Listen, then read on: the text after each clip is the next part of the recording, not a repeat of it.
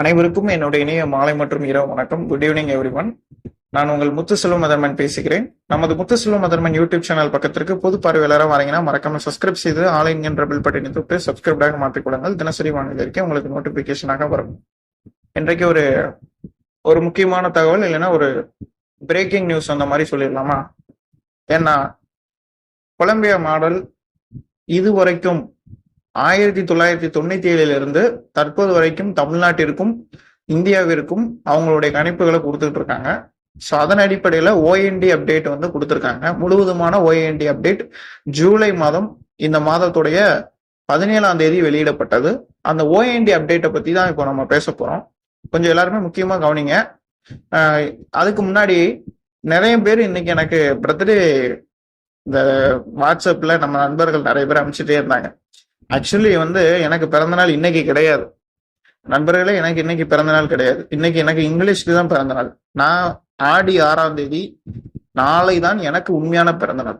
அதனால எனக்கு இன்னைக்கு நிறைய இந்த ஜாதகம் பாக்குறவங்கல இருந்து நிறைய பேர் அனுப்புறாங்க. நானும் இன்னைக்கு பெருசா நான் இன்னைக்கு யார்ட்டையுமே சொல்லல எனக்கு பர்த்டேன்னு. சில தகவல்களை அடிப்படையாக கூகுள்ல சர்ச் பண்ணி பார்த்து டேட்டா பர்த்தெல்லாம் எடுத்து அவங்க கண்டுபிடிக்கிறாங்க. ஸோ நோ வரி. நான் இன்னைக்கு என்ன சொல்றேன்னா, எனக்கு இன்னைக்கு பிறந்தநாள் கிடையாது நண்பர்கள். நாளைக்கு தான் எனக்கு பிறந்தநாள். தமிழுக்கு தான் நம்ம கொண்டாடணும், ஆங்கிலத்திற்கு நம்ம பிறந்தநாள் கொண்டாட வேண்டும். சர்டிபிகேட்ல 21/7/2021 அப்படின்னு வரும். இதுல வந்து பாத்தீங்கன்னா சர்டிபிகேட்ல ஒரு மாதிரி வந்தா, தமிழ்ல வந்து எனக்கு ஆடி 6 தான்.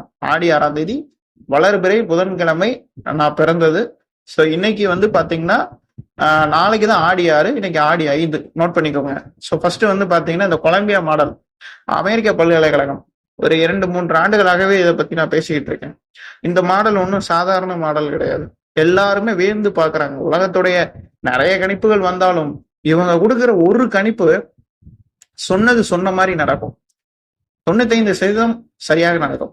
கிட்டத்தட்ட 25 வருஷங்களாக இவங்க அறிக்கை கொடுத்துட்டு இருக்காங்க. ஒரு தடவை கூட இவங்க கொடுத்த அறிக்கைகள் வந்து சொதப்புனதே கிடையாது, தவறானதே கிடையாது.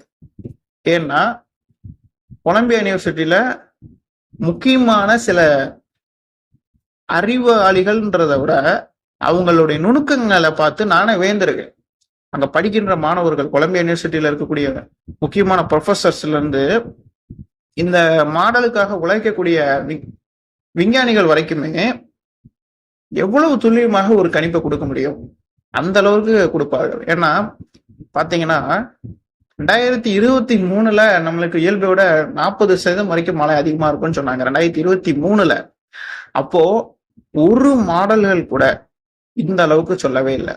ECMWF உட்பட, GFS உட்பட எல்லா மாடல்களும் இங்க இலங்கையிலிருந்து குமரிக்கடல் பகுதியில மழை அதிகமா இருக்கு, தமிழ்நாடே வறண்டு இருக்கும் 2023 சொல்லியிருந்தாங்க. ஆனா இவங்க தான் இயல்பை விட 40% தென் மாவட்டங்களுக்கு மழை இருக்குன்னு சொன்னாங்க. இப்படி இயல்பை விட 40னா வெள்ளம் தானே அப்படின்னு நான் அன்னைக்கே புரிஞ்சுக்கிட்டு தான் 2023 அப்பயே நான் சொல்லிட்டேன் 100 வருஷத்துல இல்லாத அளவுக்கு மழை பெய்யும் அப்படின்ற மாதிரி. அதே மாதிரிதான் 100 வருஷத்துல இல்லாத மழைப்பொழிவு வந்தது உங்களுக்கு நன்றாக தெரியும் அல்லவா? தென் மாவட்டங்கள்ல ஒரே நாள்ல எவ்வளவு மழை பதிவு வந்துச்சு. திருநெல்வேலி தூத்துக்குடி மாவட்டத்துல பதிவான மழை அளவு மட்டுமே 10,000 சென்டிமீட்டர். மாவட்டம் முழுவதும், நான் சொல்றது ஒரு பகுதி கிடையாது, அந்த மாவட்டம் முழுவதும். தூத்துக்குடி மாவட்டத்துல 5000 சென்டிமீட்டருக்கு மேல, திருநெல்வேலி மாவட்டத்துல 5000 சென்டிமீட்டருக்கு மேல, 2 மாவட்டத்தையும் சேர்த்து பார்த்தீங்கன்னா 10,000 சென்டிமீட்டர் வந்தது. 10,000 சென்டிமீட்டர்ன்றதை விட ஆமா ஓரளவுக்கு வந்து 10,000 சென்டிமீட்டர் 1000 மில்லிமீட்டருக்கு மேலேயே. மில்லிமீட்டர் கணக்குல பார்க்கும்போது காயல்பட்டினத்துல மட்டுமே 95 சென்டிமீட்டர் 950 மில்லிமீட்டர் கிட்ட வந்தது. நான் ஓவரால் சொல்றேன். ஸோ இன்னும் அதிகாரப்பூர்வமா தகவல் இருக்கு, இன்னும் நோட் பண்ணிக்கோங்க. இந்த வருஷம் வந்து எவ்வளவு சொல்லியிருக்காங்கன்னு தெரியுமா? இயல்பை விட தென் மாவட்டங்களுக்கு 60% வரைக்கும் மழை கூடுதல் இந்த வருஷம் மட்டுமே. இது மாதிரி இவங்க ஏதாவது ஒரு தடவை அறிக்கை கொடுத்தது உண்டான்னு கேட்டீங்கன்னா கிடையவே கிடையாது.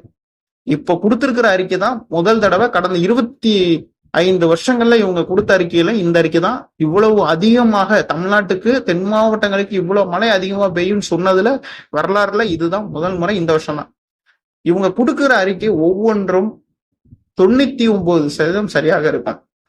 எந்த மாற்றமும் பண்ண மாட்டாங்க. நீ இதே அறிவிப்பு ஆகஸ்ட்ல பாத்தீங்கன்னா அப்படியே தான் இருக்கும், குறையவே குறையாது. மழைப்பொழிவுகளோ பெர்சன்டேஜோ எதுவுமே குறைந்திருக்காது. இவன் சொன்னது சொன்னபடி அப்படியே இருக்கும். அதுல எந்த மாற்று கருத்து இல்லை. அதனாலதான் நான் உங்ககிட்ட இதை ஷோ பண்றேன். இதைதான் நம்ம ரமணன் சாரும் எல்லா யூடியூப் சேனல்ஸ்ல ரிவ்யூ கொடுக்கும் போதுமே சார் ஷோ பண்றாங்க. ஸோ நானும் இதை ஃபாலோ பண்றேன். ரொம்ப அருமையான ஒரு அறிக்கை, நீங்க இதை பார்க்கலாம். கொலம்பியா யூனிவர்சிட்டி வெப்சைட்ல இருக்கு. ஓஎன்டி மாடல்ல கொடுத்துருக்காங்க. சார் சென்னைக்கெல்லாம் இந்த வருஷம் எப்படி இருக்கும், டெல்டாவுக்குலாம் எப்படி இருக்கும், சென்னைக்கும் 100 இயர்ஸஸ்ல இல்லாத அளவுக்கு பெரிய ரெயின் இருக்கிறதுக்கான வாய்ப்பு இருக்கு. அதே மாதிரி டெல்டாவுக்கும் 100 இயர்ஸஸ்ல இல்லாத பெரிய அளவுக்கு ரெயினுக்கான வாய்ப்புகளும் இருக்கு. எல்லா எஸ்எஸ்டி அடிப்படையில என்னோட ஆராய்ச்சிப்படி தமிழ்நாடு முழுவதுமே பெரிய அளவுக்கு வெள்ளப்பெருக்குகள் இந்த வருஷம் உண்டு. அதில் தென் மாவட்டங்கள் ரொம்ப அதிகம், வட மாவட்டங்கள் மிக அதிகம். தென் மாவட்டங்களுக்கு வட மாவட்டங்களுக்கு எந்த விதமான வித்தியாசமும் இல்லை. 2 பகுதிகளும் அதிகப்படியான பெருவெள்ளங்களை சந்திக்கும். இது ஒரு 100 இயர்ஸஸ்ல இல்லாத ஒரு ரெயினா இருக்கும் அப்படின்ற மாதிரி நான் உங்களுக்கு இந்த அப்டேட்டை நான் சப்மிட் பண்றேன். ஸோ அப்புறம் இன்னொரு அப்டேட்டும் வந்திருக்கு, சி சர்ஃபஸ் டெம்பரேச்சர். இந்த சி சர்ஃபேஸ் டெம்பரேச்சர்ல 19 ஜூலை, இன்னைக்கு தேதி 21. 2 தினங்களுக்கு முன்னாடி இந்த சி சர்ஃபேஸ் டெம்பரேச்சருடைய அப்டேட்டும் கொடுத்துருந்தாங்க. அந்த அப்டேட் அதிகாரப்பூர்வமா நேற்று தான் வந்திருந்தது. அவங்க 19ஆம் தேதி புதுப்பித்திருக்காங்க, ஆனா நம்மளுக்கு கிடைச்சது நேற்று தான். ஸோ அப்டேட் பார்த்தீங்கன்னா இங்க அரபிக் சி பகுதிகளிலையும் Indian ocean, west Indian ocean பகுதியில கடல் ரொம்ப தீவிரமா வெப்பநிலை உயர்ந்துட்டு வருது. இதுதான் நம்ம பாசிட்டிவ் ஐயோடைய தொடக்க நிலை, பாசிட்டிவ் ஐயோடியின் தொடக்க நிலை அப்படின்ற மாதிரி சொல்லுவோம். இப்போ இதுக்கு முன்னாடியான 2023 மற்றும் 2015 இந்த 2 வருஷங்கள் தானே, கடந்த 20 ஆண்டுகள்ல 2 வருடங்கள்ல தானே நம்மளுக்கு எல்னினோ ஆண்டுகளாக இருந்திருக்கிறது. 2023 மற்றும் 2018 இருந்ததோ, 18 மற்றும் 2015 இந்த 3 ஆண்டுகள் தான் நம்மளுக்கு எல்னினோ ஆண்டுகளாக இருந்தது. இந்த 3 ஆண்டுகள்ல குறிப்பிடத்தக்க சொல்லணும்னா 2018 நம்ம லிஸ்ட்லயே எடுக்கக்கூடாது. அதுக்கும் இதுக்கும் சம்மந்தமே கிடையாது. 2015ஐயும் 2023ஐயும் மட்டும்தான், கடந்த 2 ஆண்டுகள்ல மட்டும்தான் நம்ம லிஸ்ட்ல எடுக்கணும். அந்தபடி பார்க்கும்போது ஜூலை மாதத்துல இவ்வளவு வெப்பநிலை உயர்ந்ததே கிடையாது.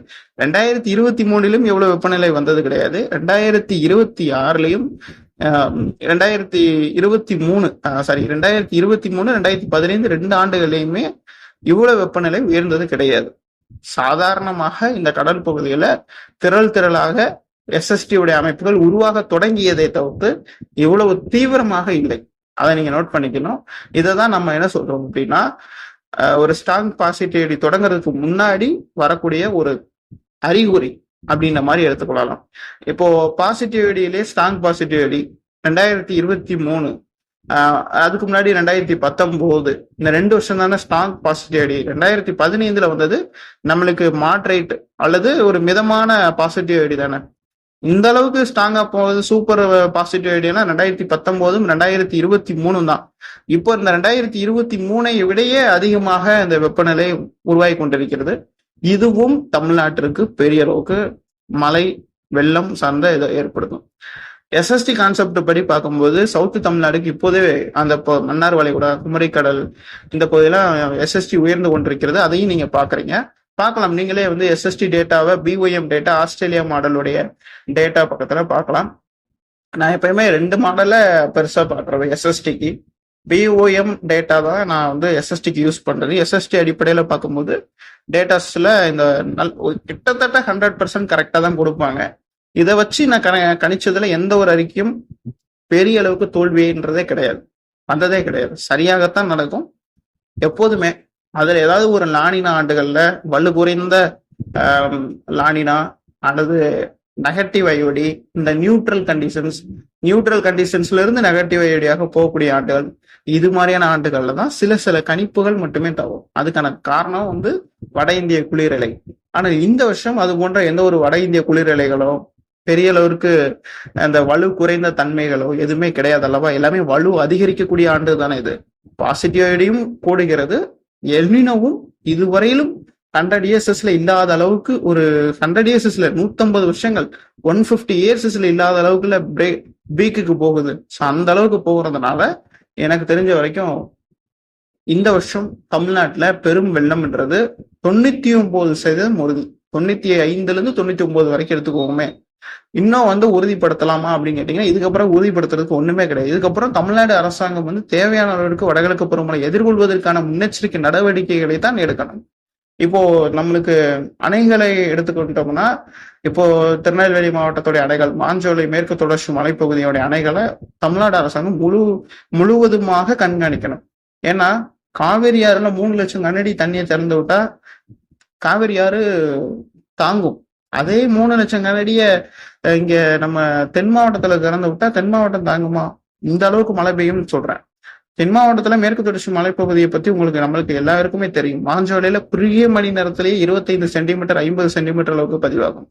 அதனால இந்த வருஷம் இயல்பாகவே 50 சென்டிமீட்டர், இயல்பாகவே 60 சென்டிமீட்டர் என்பது ஒரு வடகிழக்கு பருவமழை மாத கணக்குல தினசரி வரக்கூடிய டேட்டாவாக கூட இருக்கலாம். அதனால நோட் பண்ணிக்கணும். அணைகளுடைய நீர்வரத்தை கண்காணிக்கணும். தமிழ்நாட்டில் இருக்கக்கூடிய அனைத்து அணைகளுடைய நீர்வரத்து செம்பரம்பாக்கம், பூண்டி, புழல், அதுக்கு அடுத்தபடியாக தென் மாவட்டத்துல திருநெல்வேலி. இந்த திருநெல்வேலி மாவட்டத்துல காரையாறு, சேர்வலாறு, மணிமுத்தாறு, பாபநாசம் இது போன்ற அணைகளுடைய நீர்வரத்துகளை கண்காணித்தாலே போதும். தூத்துக்குடி, திருநெல்வேலி மாவட்டத்துல பெருவெள்ளத்தை நம்மளால கணிசமாக குறைக்க முடியும். ஒருவேளை அணையுடைய கண்டிஷன்ஸ் ஓவர் ஃபிளட் ஆகுது, திடீர்னு அந்த மலைப்பகுதி இப்போ இன்னைக்கு 4 மணி வரைக்கும் ஈவினிங்ல 4 மணிக்கு டேட்டா கலெக்டருக்கு அனுப்புறாங்க, கலெக்டர் சென்ட்ரலுக்கு அனுப்புறாங்க, இல்ல சிஎம்க்கு அனுப்புறாங்கன்னு வச்சுக்கிடுமே. அவங்க என்ன அனுப்புவாங்கன்னா, சார் அணையோடைய கண்டிஷன்ஸ் ரொம்ப நார்மலா தான் இருக்கு, இன்னும் 10 சென்டிமீட்டர் மழை வந்தா கூட அணை தாங்கும்ன்ற மாதிரி ரிப்போர்ட் சப்மிட் பண்ணி அனுப்பிச்சுட்ருவாங்க. திடீர்னு நைட்டு ஒரு 50 சென்டிமீட்டர் வருது, அணையோட கண்டிஷன்ஸ் ஓவர் ஃபிளட் ஆகக்கூடிய அளவுக்கு போயிடுச்சு அப்படின்னா அணையிலிருந்து தண்ணியை திறந்து தானே ஆகணும். எந்த அரசாங்கமும் இதை எதிர்பார்க்காது இவ்வளவு மழை பெய்யுன்னு. அப்படி இருக்கிறதுனால அந்த மாதிரியான சூழ்நிலைகள் இந்த ஆண்டு கண்டிப்பாக வரும். ஒருவேளை அணையில இருந்து தண்ணீரை திறந்து விட்டாங்கன்னா என்ன ஆகும்? ஏன் இதுக்கு முன்னாடி எல்லாம் திறந்து விடலையா அப்படின்னு கேட்டீங்கன்னா, இதுக்கு முன்னாடி திறந்து விடப்பட்டது 30,000 கனஅடி 40,000 கனஅடி தான் திறந்து விடப்பட்டது, அதிகபட்சமாக 50,000 கனஅடி. இதுக்கு மேல திறந்து விடலாம். இந்த வருஷம் 1,00,000 கனஅடி. ஏற்கனவே 2023 50,000 60,000 கனஅடி தான் திறக்கப்பட்டது. அந்த தண்ணீரோடு கம்மாய்கள் குளங்களிலிருந்து நிரம்பி வந்த தாமிரபரணிக்கு வந்த தண்ணீர் மட்டுமே 60,000 கனஅடி. ஒட்டுமொத்தமாக தாமிரபரணியில் 2023 டிசம்பர் 16 மற்றும் 16 19 தேதிக்குள்ள இடைப்பட்ட நாட்கள்ல மட்டுமே கிட்டத்தட்ட 1,30,000 கனஅடிக்கு மேல தண்ணீர் சென்றது. ஓகேங்களா? இப்போ மழை எவ்வளவு மழை பெய்யுதுன்னா, ஏற்கனவே தண்ணீர் அங்கங்க இருந்து தேங்கி தேங்கி தேங்கி தேங்கி தாமிரபரணிக்கு வரும். அதே போன்று இங்க இருந்து அணைகள்ல இருந்து 1,00,000 கனஅடிக்கு மேல தண்ணீர் திறக்கப்பட்டால் கிட்டத்தட்ட தென் மாவட்டத்துடைய நிலைமை என்ன ஆகும்? மிகப்பெரிய அளவுக்கு நம்ம எக்ஸ்பெக்ட் பண்ண முடியாத அளவுக்கு டிசாஸ்டர்ஸை சந்திக்கிறதுக்கான வாய்ப்பு இருக்கு. இதனால பொருளாதாரத்தில் நிறைய பெரிய அளவுக்கு பாதிப்புகள் ஏற்படும். ஸோ இதை கருத்தில் கொண்டு அரசாங்கம் தென் மாவட்டத்துல இந்த வருஷம் இந்த தூத்துக்குடி மாவட்டத்துடைய கோரம்பள்ளம் கம்மாய் இருக்கு பாருங்க, அது ஒரு அணை தான். அதை தூர்வாரப்படுத்தி கரைகளை உயர்த்தணும். ஏன்னா அந்த அணை உடைஞ்சுதான் 2015 வெள்ளம் வந்தது. அதே அணை உடைந்துதான் 2023 ஃப்ரீ அளவுக்கு பிளட் வந்தது. அந்த கோரம்பள்ளம் டேம் அது உடைஞ்சுதான். அதே மாதிரிதான் இந்த வருஷம் வரதுக்கான வாய்ப்பு இருக்கு. அதே மாதிரி செம்பரம்பாக்கத்துல பூண்டி புழல் அணைகள்ல இருந்து இந்த வருஷம் கிருஷ்ணா நதி நீர் அங்க ஆந்திராவில இருந்து தண்ணி அதிகமா வருதுன்னா அதையும் நீங்க கண்காணிக்கணும். ஓவரால் தமிழ்நாட்டுல முக்கியமான டெல்டா மாவட்டங்கள் எனக்கு தெரிஞ்ச அப்டேட் தான் நான் கொடுத்துக்கிட்டு இருக்கேன். உங்களுக்கு அரசாங்கத்துக்கு தெரியற அளவுக்கு நீங்க முன்னெச்சரிக்கை நடவடிக்கைகளை எடுங்க அப்படின்ற மாதிரி நான் இந்த ரிப்போர்ட் சப்மிட் பண்றேன். மக்களை பொறுத்த வரைக்கும் நீங்க விழிப்புணர்வா இருங்க. நார்த் ஈஸ்ட் மான்சூன் சீசனுக்கு இன்னும் ஒரு 2 months 3 months இருக்கு. இடையில அந்த வடகிழக்கு பருவமழை பற்றியான மாவட்ட வாரியாக மற்றும் சைக்ளோன்ஸை பற்றி அதே மாதிரி இன்னும் முக்கியமான தகவல்களோடு விரைவில் ஒரு வடகிழக்கு பருவமழை அறிக்கை பகுதி 1வது அறிக்கையாக இன்னும் ஒரு 5 தினங்கள் 6 தினங்களுக்குள் வெளியிடப்படும். அந்த அறிக்கையுடன் தொடர்ந்து இணைந்திருங்கள். நன்றி, வணக்கம்.